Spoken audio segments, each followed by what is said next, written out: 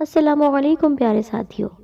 ایک گھر کو جنت بنانے میں کیا صرف بیوی کا ہی اہم کردار ہوتا ہے یا پھر شوہر بھی اپنی بیوی کو اسی طرح محبت دے سکتا ہے اور گھر کو خوبصورت بنا سکتا ہے؟ آئیے مل کر یہ کہانی سنتے ہیں۔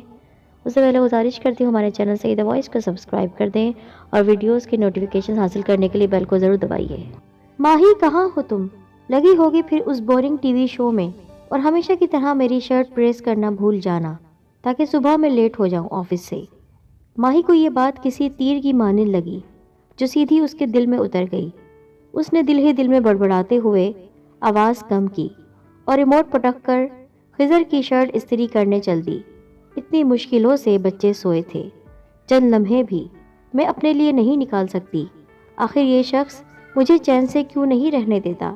شرٹ پر استری باقاعدہ پٹکی جا رہی تھی اور خضر لاؤنج میں صوفے پر بیٹھا یہ سوچ رہا تھا کہ کیا یہ وہی ہے جس نے مجھ سے ضد کر کے شادی کی تھی؟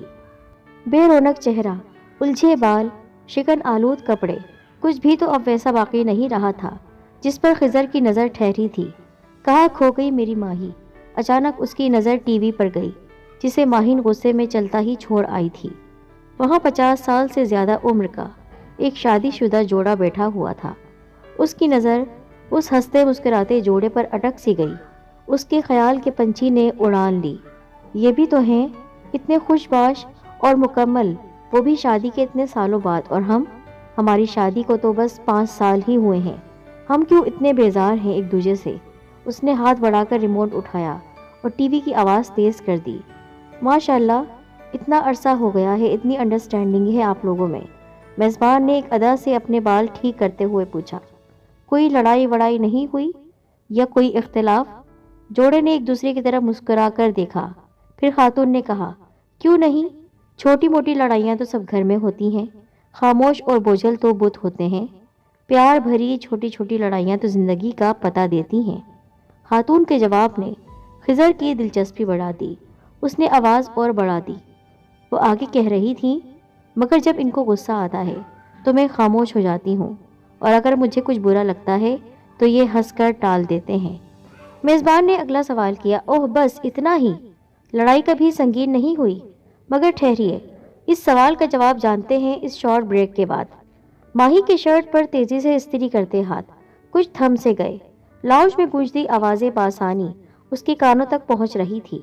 اس کے دل میں خضر کے خلاف پھر آگ سی بھڑکنے لگی۔ اس نے بلند آواز میں بڑبڑانا شروع کر دیا۔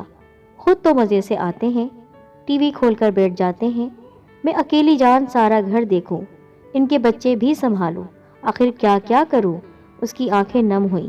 سارا دن بس مشین کی طرح کام کیے جاؤ، کہیں تو سانس لینے کے لیے کوئی روزن ہو، کبھی تو وہ لمحہ ملے جو میرا اپنا ہو۔ ایک آہ نکلی اس کے دل سے۔ وہ انہی سوچوں میں الجھی تھی کہ ٹی وی کی آواز بڑھنے سے اس کا رجحان ٹوٹ گیا۔ وہ خضر کے ساتھ قدرے فاصلے پر آ کر بیٹھ گئی۔ جی ہاں، ہم حاضر ہیں ایک بار پھر۔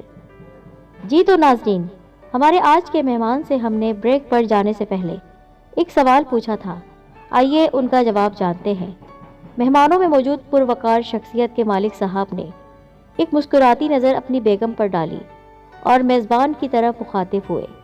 ہماری عمروں میں 15 سال کا فرق ہے، اور جو مزاج کا فرق ہے وہ ابھی بھی ہے، مگر ہماری خوشگوار زندگی کا سارا کریڈٹ بیگم صاحبہ کو جاتا ہے۔ انہوں نے اس فرق کو کبھی ہمارے تعلقات پر حاوی نہیں ہونے دیا۔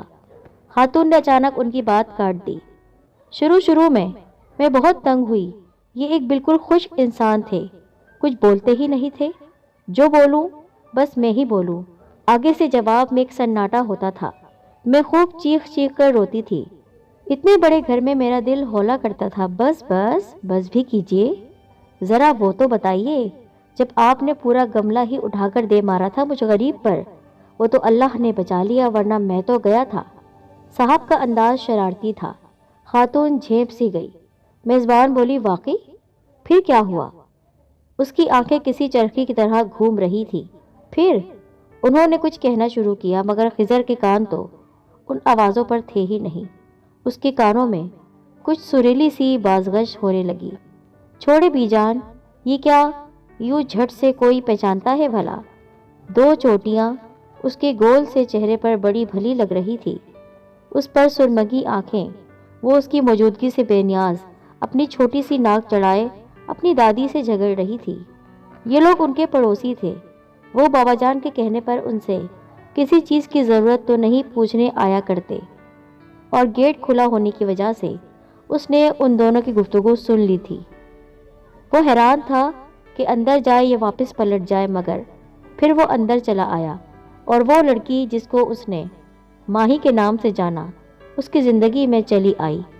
اولین رات ہی اس نے ماہی کو بتا دیا تھا کیسے وہ اس کا اسیر ہوا۔ جواباً ماہی ایک شرمیلی سی ہنسی ہنس کر رہ گئی۔ ٹی وی کی آواز نے ماہین کی توجہ بھی کھینچ لی تھی۔ وہاں خاتون بتا رہی تھی، میں نے ان کی بہت کیئر کی ہے، تب جا کر آج ہم اس قابل ہوئے ہیں کہ ایک دوسرے کے مزاج شناس کہلا سکے۔ آج کل کی لڑکیاں گھر میں لگ کر یہ سب بھول جاتی ہیں کہ ان کی زندگی کا سب سے اہم فرد یوں نظر انداز ہو رہا ہے۔ نظر انداز؟ اس جملے نے ماہی کو چونکا دیا۔ غیر ارادی طور پر اس کی نظر خضر پر پڑی۔ اس کا تھکن زدہ چہرہ، بڑی ہوئی شیو اور گندے کپڑے اس کے نظر انداز ہونے کی داستان سنا رہے تھے۔ ماہی نے شانے اچکا کر بات کو ہوا میں اڑانا چاہا، مگر ان بیگم صاحبہ کا اگلا جملہ اسے شرمندہ کر گیا۔ میرے لیے میرے بچے بھی ان کے بعد آتے ہیں۔ اوہ، بچے بھلا کیسے؟ خاتون کا اگلا جملہ سن کر ماہی حیران رہ گئی۔ میری والدہ کہتی تھی کہ شوہر سائبان ہوتا ہے، کڑی دھوپ میں بھی چھاؤں جیسا ہوتا ہے، جس کے نیچے عورت کا سکھ، اس کا گھر اور بچے پلتے ہیں۔ ماہی کی نظر ایک بار پھر خضر کی طرف اٹھی، جو ٹی وی کی طرف دیکھنے میں محو تھا۔ ماہی کو یکدم احساس ہوا بچوں کی پیدائش کے بعد سے خضر پر اس کی توجہ ہٹتی جا رہی تھی۔ وہ بچوں میں مصروف رہنے لگی تھی، اور ایسے میں خضر دھیرے دھیرے اس سے دور ہوتا گیا۔ اس کو یاد آیا شادی کے شروع کے دنوں میں وہ کیسے ایک دوسرے کی سنگت سے لطف اٹھایا کرتے تھے۔ ساتھ ٹی وی دیکھنا، ایک دوسرے کے ہاتھوں میں ہاتھ ڈالے بارش میں زبردستی اس کو کھینچ کر لے جانا، جبکہ وہ بارش سے سخت چڑھتی تھی مگر صرف اس کی خاطر یہ بھی کر لیتی تھی۔ خضر کو سردی بہت لگتی تھی، مگر وہ ضد کر کے آئس کریم کھانے جاتی تھی۔ وہ بیچارہ تو اس کے ساتھ برتن تک دھلواتا تھا۔ خضر ایک ایک کر کے ہر معاملے میں کمپرومائز کرتا چلا گیا۔ پہلے بیڈ سے بے دخل ہوا کہ بچے چھوٹے ہیں، پھر صبح ناشتہ خود بنانا شروع کیا کہ بچے رات کو ماہی کو ستاتے ہیں اور اس کی نیند پوری نہیں ہو پاتی۔ پھر اپنے چھوٹے چھوٹے کام بھی خود کرنا شروع کر دیے تھے۔ آہستہ آہستہ ان میں بات چیت بھی کم ہوتی گئی۔ ماہی کو یہ سب سوچ کر جھرجھری سی آ گئی۔ نہیں، اب نہیں، میں اپنے اور خضر کے رشتے کو دوبارہ نئی زندگی دوں گی۔ اس نے ٹی وی پر ایک نگاہ ڈالی جہاں میزبان اپنے مہمانوں سے الوداعی پیغام پوچھ رہی تھی۔ اس نے ایک نظر اس جوڑے پر ڈال کر ان کا دل ہی دل میں شکریہ ادا کیا، اور ایک نئے عزم کے ساتھ صوفے پر بیٹھے خضر کے قریب جا بیٹھی اور اس کے کندھے سے اپنا سر ٹکا دیا۔ ماہی کو اپنے کاندھے پر سر رکھتا دیکھ کر خضر چونکا۔ اس کے چہرے پر پھیلتی نمی نے اس کو احساس دلایا کہ شاید ماہی کی زندگی میں وہ لمحہ آ گیا ہے کہ وہ اس کے بارے میں سوچ رہی ہے، اور وہ بھی اسی کے بارے میں سوچ رہا تھا۔ اس نے اپنا ہاتھ ماہی کے ہاتھ پر رکھ دیا۔ بہت دنوں بعد وہ یوں ایک ساتھ بیٹھے تھے، شاید ہم دونوں ایک ساتھ بولے۔ پھر خضر نے اس کی آنکھوں میں آئی نمی دھیرے سے صاف کرتے ہوئے کہا، تم بولو، آج میں سنوں گا۔ کتنا عرصہ ہو گیا ہے یوں ساتھ بیٹھ کر بات کیے ہوئے۔ خضر میں تمہیں اگنور نہیں کرتی تھی، اس نے دھیرے دھیرے بولنا شروع کیا، مگر مجھے لگا کہ میں اب تمہارے لیے اتنی ضروری نہیں رہی۔ پہلے تمہارا الگ سونا، اس کے بعد رات گئے تک باہر رہنا، مجھ پر بالکل توجہ نہ دینا، میں سمجھی تمہاری زندگی میں ماہی کہیں نہیں رہی۔ اس کی آواز میں نمی تھی۔ واقعی ماہی، ہم دونوں ایک دوسرے سے چھوٹنے جا رہے تھے۔ تمہارا یوں اپنے آپ سے لاپرواہ ہو کر صرف بچوں میں مگن ہو جانا، مجھ سے پہلے کھانا کھا لینا، میرے آنے سے پہلے سو جانا، مجھ سے غافل ہو جانا، میں نے بھی کچھ انڈرسٹینڈ نہیں کیا اور شاکی ہوتا رہا تم سے، مگر خیر جو ہوا سو بیت گیا۔ اب ہمیں بھی ایک مثالی جوڑا بننا ہے، پہلے ان کی طرح۔ اس نے ٹی وی کی طرف اشارہ کیا، ہے نا ماہی؟ ہم بھی شادی کے 25 سال بعد ایسے ہی ہوں گے جیسے وہ تھے۔ ماہی نے مسکراتے ہوئے دھیرے سے ہاں میں سر ہلا دیا اور خضر شادی کے اولین دنوں کی نظم گنگنانے لگا۔ اس کی محبوبہ، اس کی ماہی، اس کی پیاری بیوی، جسے وہ بڑے پیار سے اپنے گھر لے کر آیا تھا، اور اس نے بھی اس سے شادی کرنے کی کتنی ضد کی تھی۔ ایک دوسرے پر جان چھڑکنے والے 5 سالوں میں ایک دوسرے سے اتنے بیزار ہو گئے تھے کہ ایک دوسرے کی شکل بھی نہیں دیکھتے تھے۔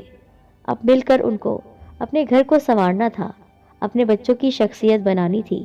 بے شک ایک گھر کو بنانے میں نہ صرف ایک عورت کا بہت بڑا کردار ہوتا ہے، لیکن مرد بھی اگر اس کے مقابل کھڑا ہو، اس سے محبت کرنے والا ہو، اس کی طرف پیار سے دیکھنے والا ہو، اس کو توجہ دینے والا ہو، تو عورت اسی گھر کو جنت بنا دیتی ہے۔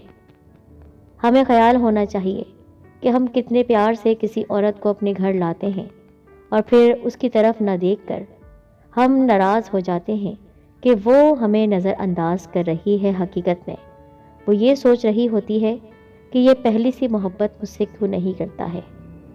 ہر شادی شدہ جوڑے کو اس بات کا احساس ہونا چاہیے کہ ایک فیملی ایک عورت سے نہیں بنتی ہے، صرف اس میں شوہر کا بھی بہت بڑا کردار ہوتا ہے۔ السلام علیکم۔